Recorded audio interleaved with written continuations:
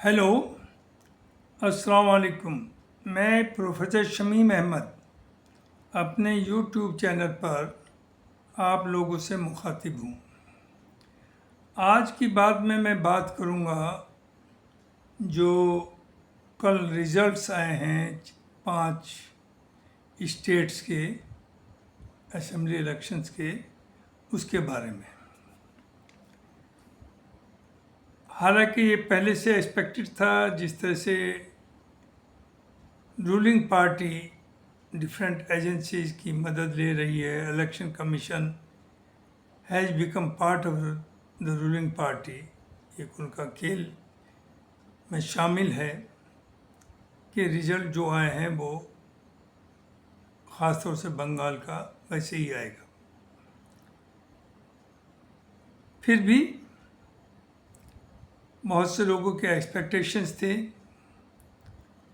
कि ममता के रूल में ज़ाहिर है बहुत अच्छे काम हुए हैं और बहुत ठीक ठाक चला है, और एक उम्मीद थी कि शायद वो निकाल ले जाए। लेकिन जिस तरह से वहाँ SIR का यूज़ किया गया, 25-30 लाख वोट, जिसमें ख़ास तौर से मुस्लिम्स के वोट थे, जिन्हें सोचा जा रहा था कि TMC को जाएंगे, ममता को जाएंगे, और कुछ वो वोट ऐड किए गए जिनकी उम्मीद थी 100% कि वो BJP को मिलेंगे। तो मेन रीज़न एक तो ये है। दूसरा, जो जिस तरह से वहाँ डिफरेंट एजेंसीज़ का यूज़ हुआ,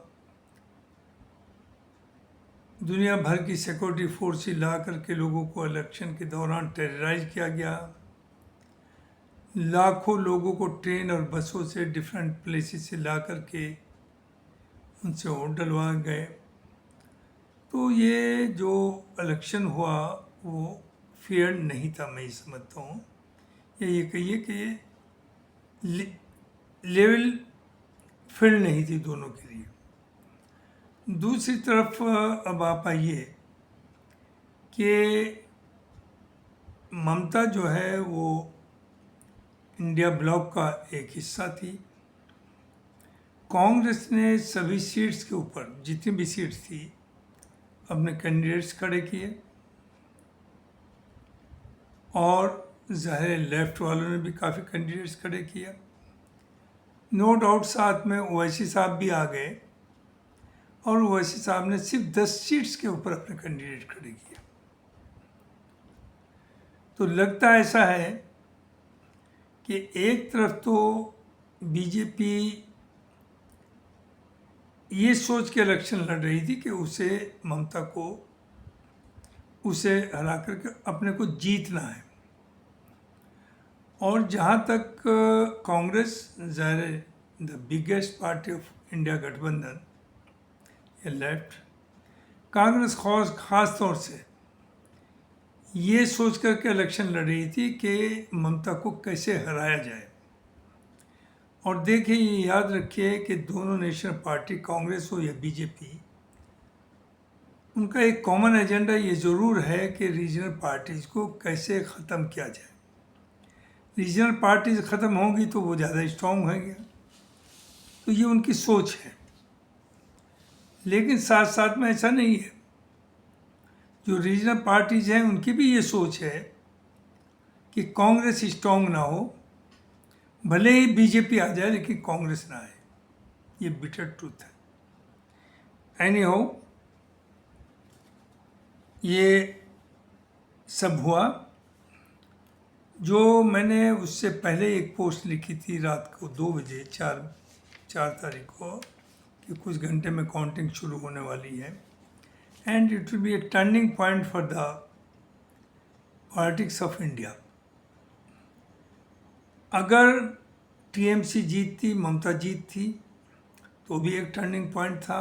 वो ये होता कि जो बाकी स्टेट्स में इलेक्शन होने हैं उनमें BJP को बड़ी मुश्किल पड़ती और शायद निकालना मुश्किल पड़ता। और अब चूँकि BJP ने वहाँ जीत लिया है, तो जाहिर है उसका डिमोरलाइजिंग इफेक्ट है। और जो लोगों की एक उम्मीद थी कि यूपी में शायद अखिलेश की अगली गवर्नमेंट बने, हालांकि टू बी वेरी फेयर मेरी ये सोच नहीं है, क्योंकि अपोजिशन में या इंडिया गठबंधन में जो जिस तरह की एक यूनिटी होनी चाहिए वो नहीं है। दूसरे, ये अपना कुनबा बढ़ा नहीं पाए और सिर्फ मुसलमानों के ऊपर बेस होकर के आप उनका वोट लेकर के ना आप जीत सकते, ना आप किसी को जिता सकते। लेकिन फिर भी एक उम्मीद थी कि अगर ये ठीक तरह से अलायंस करेंगे, सीट्स का बंटवारा करेंगे, चूँकि अपोजिशन में तो ज़ाहिर समाजवादी के पार्टी के अलावा दूसरा यूपी में कोई नहीं है, तो ये उम्मीद की जा रही थी कि ये कुछ बेहतर करेंगे। लेकिन अब बंगाल के गिरने के बाद ये सिर्फ सब नीचे की तरफ जाता हुआ नज़र आ रहा है और इसके असरात सर्टेनली यूपी में भी पड़ेंगे, पंजाब में भी पड़ेंगे और आने वाली दूसरी स्टेट्स में जो इलेक्शन है वहाँ भी पड़ेगा। तो अब सवाल ये है कि आगे रास्ता क्या है।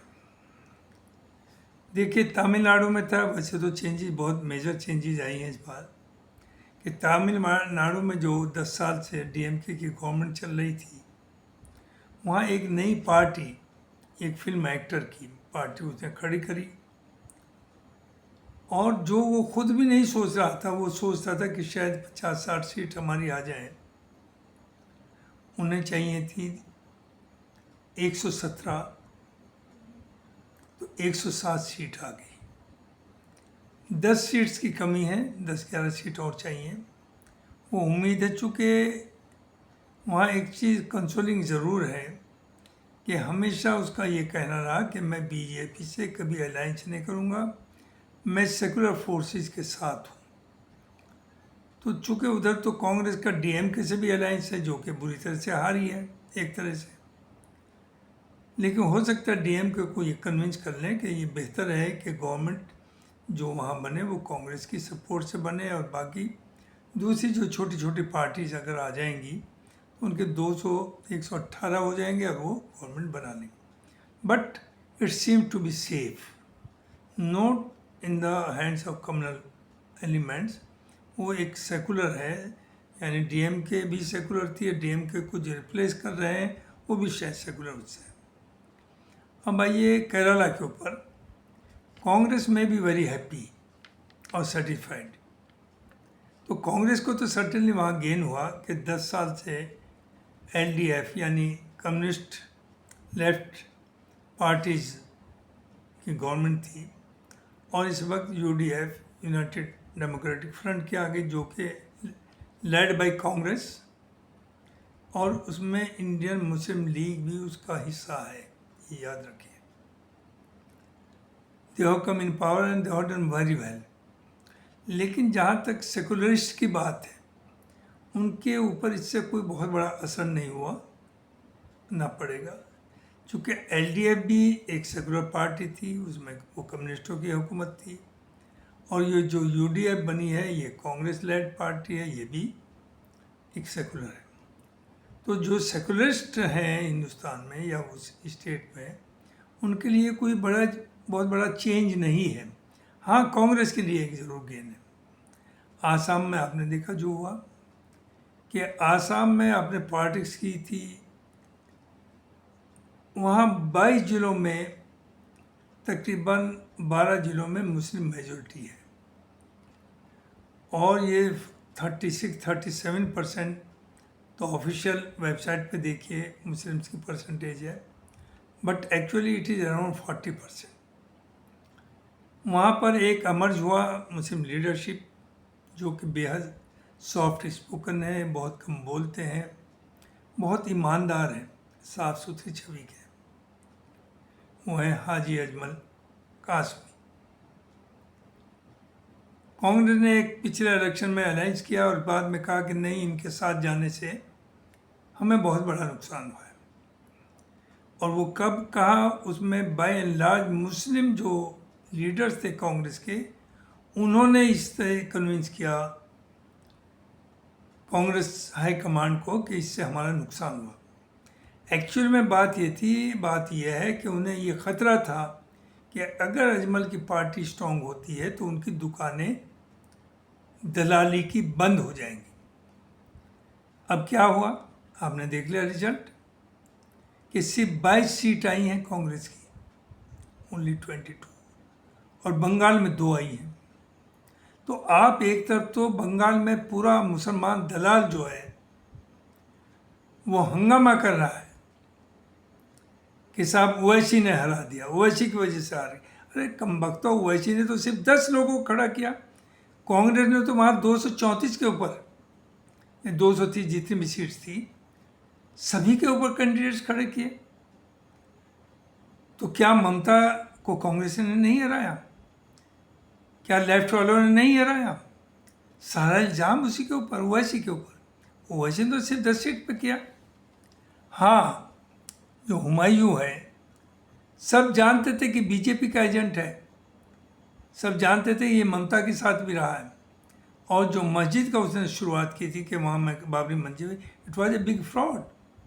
इसने मदद की, उधर तो मुसलमानों को कंसोलिडेट उसने अपने पीछे करना चाहा, पैसा लिया बीजेपी से, उधर बीजेपी को इसके थ्रू पोलराइजेशन करने का और बड़ा मौका मिला। लेकिन फिर भी वो भी जीत गया और उसे 2 सीट मिल गई, ओवैसी को तो नहीं मिली। तो ओवैसी कोई एक सेंट नहीं है, साधु नहीं है, वो इज ए पॉलिटिशियन। और मैं समझता हूँ सिर्फ और सिर्फ जहाँ तक मुसलमानों का मामला है, ओवैसी हर मसले पर अकॉर्डिंग टू कॉन्स्टिट्यूशन बोलता है। वो चीप बातें नहीं करता, किसी को अब्यूज नहीं करता, अपने राइट्स की बात करता है, जो जुर्म कम्युनिटी के साथ हो रहा है उस पर बोलता है। और उस बोलने को हमारे जो ये सो सेकुलरिस्ट है, मुसलमान है, वो कहते वो तो कमलल है, इन्हें शर्म नहीं आती, ये सिर्फ दलाल है और दलाली ही करने में इन्हें खुशी है, ये नहीं चाहते कोई। ये दूसरी तरफ देखिए, जब आपकी पिटाई होती है, ठुकाई होती है, तो कहते साहब हमारा तो कोई लीडर ही नहीं। और जब लीडर आता है तो आप कहते हैं वो तो बी टीम है, यानी वो तो बी टीम हो गया।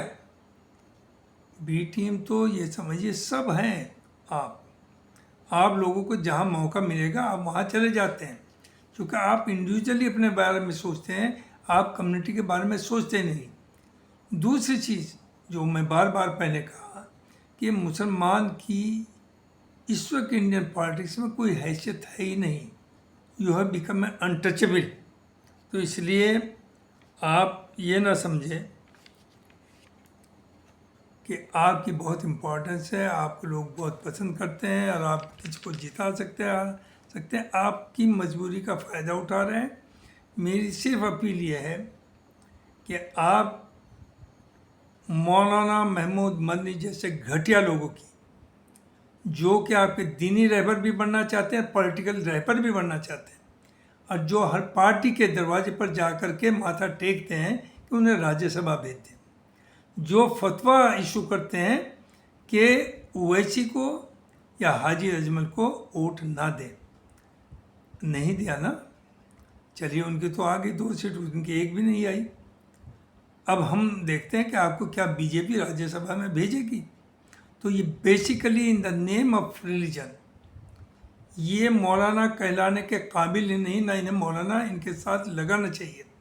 क्योंकि अगर आप दीनी रहबर हैं तो आपकी हैसियत तो एक एमएलए, एमपी या मिनिस्टर से कहीं ऊपर है।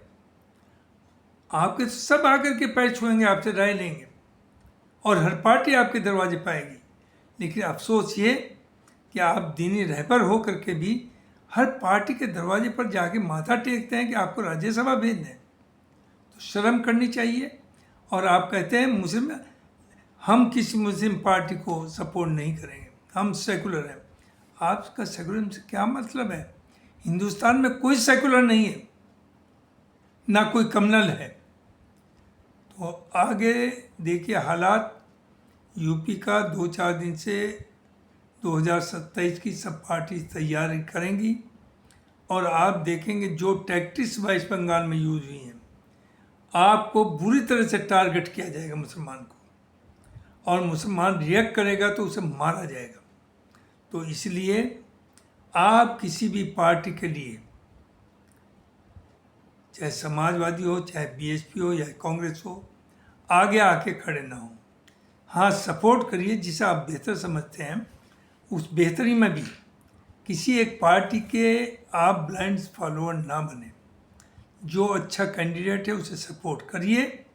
अच्छे कैंडिडेट अगर 20-30 भी जाते हैं तो वो बेहतर है एज कम्पेयर टू 100 घटिया किस्म के करप्ट और चोर वहाँ पहुँचे हैं असेंबली में या पार्लियामेंट में। तो मेरा ये कहना कि Owaisi should be our top priority. और ओवैसी पागल नहीं है, वो ये नहीं है कि सिर्फ मुसलमानों का काम करते हैं। उसके यहाँ एमएलए भी, सभासद भी, हर जगह नॉन मुस्लिम को भी वो टिकट देते हैं, खड़ा करते हैं, और वो कहीं कमलर बात नहीं करते। आप मुसलमानों को एक इशू मिल गया, साहब वो तो बुरके वाली को चीफ मिनिस्टर बनाना चाहते हैं। अरे शर्म करो। अगर उसने ये बात एक कह दी कि जब एक दलित बन सकता है, ओबीसी बन सकता है, पंडित बन सकता है, तो मुसलमान मीन्स, और आप औरत का कहना शक्तिकरण करो तो एक बुरके वाली क्यों नहीं बन सकती, उस सेंस में उन्होंने कहा। अदरवाइज वो पागल नहीं है, वो आपसे ज़्यादा अक्लमंद है, बैरिस्टर है, पढ़ा लिखा है। ही नोज कि मुसलमान ना सीएम बन सकते ना पीएम, लेकिन आपकी हिस्सेदारी ज़रूर हो सकती है। बहुत बहुत शुक्रिया। Thank you very much.